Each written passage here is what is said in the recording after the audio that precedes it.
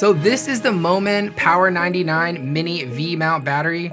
Now you're asking, what's so special about a little V-mount battery? Well, this one is about 2 inches thick and it weighs just barely more than 1 pound. Not only that, but it has twice the ports that most traditional V-mount batteries have. And the crazy thing about this is this tiny little battery costs less than those batteries. This one has a P-tap on both sides. That's right, you get 2 P-tap D-taps on both sides and 2 USB ports on the top here. And I'm able to power this whole rig just off the ports on the battery. So we're gonna go over all that and more in this video. So let's dive into it. Here it is. In the box, you get a little bit of instructions and the battery itself. The Moman Power 99. 99 is for the amount of watt hours the battery actually has in it. So it's actually full of 18650 batteries.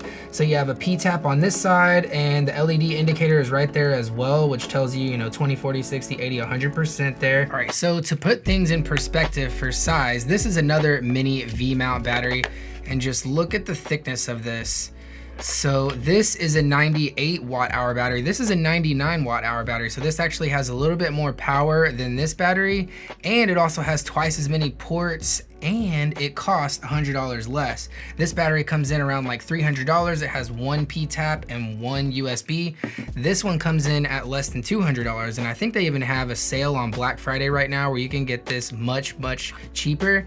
And this one has twice the amount of ports on here as well.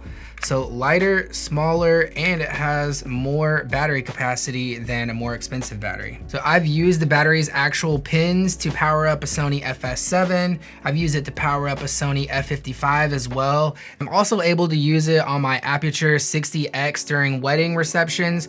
I'm able to just pop this right on there and throw the light up, like 13 feet in the air. And it's a lightweight battery, so I'm not worried about making my light stand wobble too much or adding too much weight on the light fixture.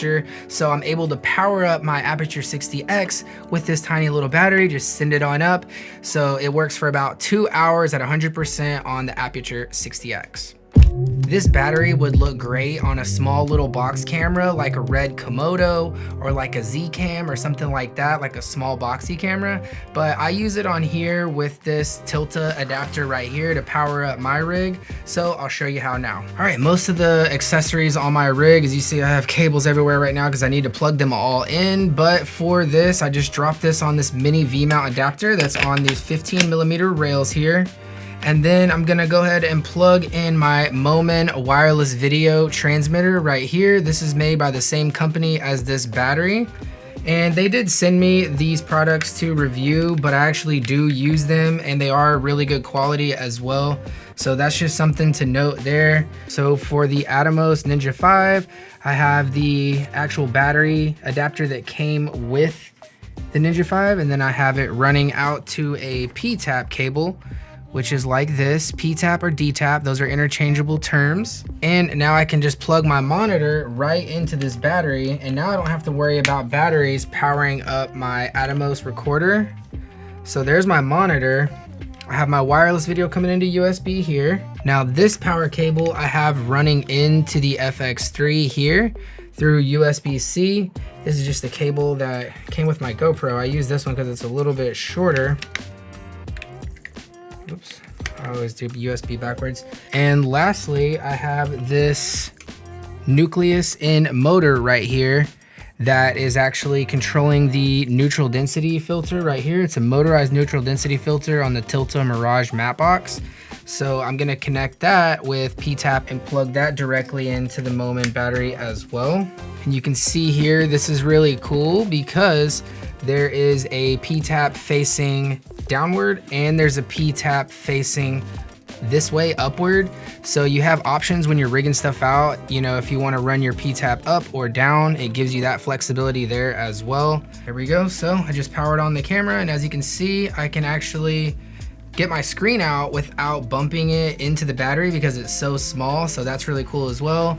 Just powered on the Ninja, and let's power on the Moman wireless video transmitter and the nucleus motor. Let me spin this around. As you can see, it's already powering the nucleus motor here as well.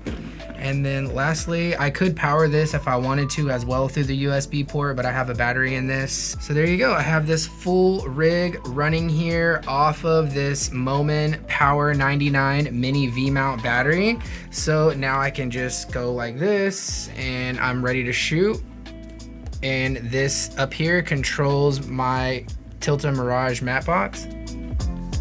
I also have power running into the camera to preserve the battery in the FX3. It has to have a battery in it to start. That's just the way it works. Or if you have a dummy battery like I have for this Sony a7S II, you're able to power the camera just off this little battery alone. So this is actually powering this camera completely right now. So that's another route that you could go. You could get a dummy battery and power your camera this way. So like all you Blackmagic Pocket Cinema users, you're really gonna find this battery very useful as well. I don't currently have one of those for the FX3, so I have a regular FZ battery in it now, and then this battery is just preserving and prolonging the life of the battery that's in it. So this battery is able to power this whole rig here because it's capable of 14.4 volts, 15 amps, and the USB ports are 5 volt, 2.1 amps. So you're able to power pretty much any accessory that you might need for your camera or your follow focus motor or anything that you may need on your rig. So that's just one more thing, and it's very lightweight as well, so it's only a pound. So you know, it's just really nice having such a small powerhouse on your rig like this. So I'm able to power up my entire rig here for 2 to 3 hours with one of these small little batteries. I can run all of this on instead of using all the little NPF batteries all over here. I can just power it with one battery solution, which is really cool. If there was one negative I would say is that you're gonna have to get your own battery charger if you don't have a P-tap charger or a V-mount docking station to actually power this as well.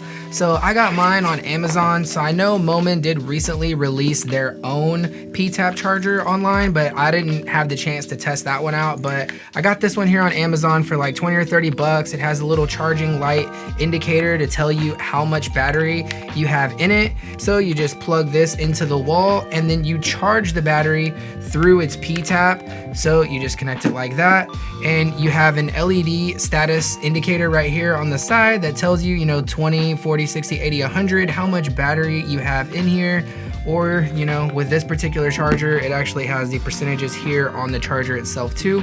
So that's one cool thing that you can do, is charge it either through its P-tap or through a V-mount dock.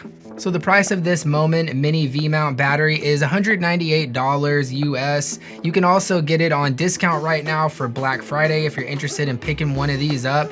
This video is not sponsored, although they did send me this battery to test out for free. So if you're interested in picking one up, I'll leave links to everything down below. All right, dude, that does it for me today. So be sure to hit the like button if this video helped you out. I'll be chatting with you down in the comments below. So if you have any questions, drop those down there.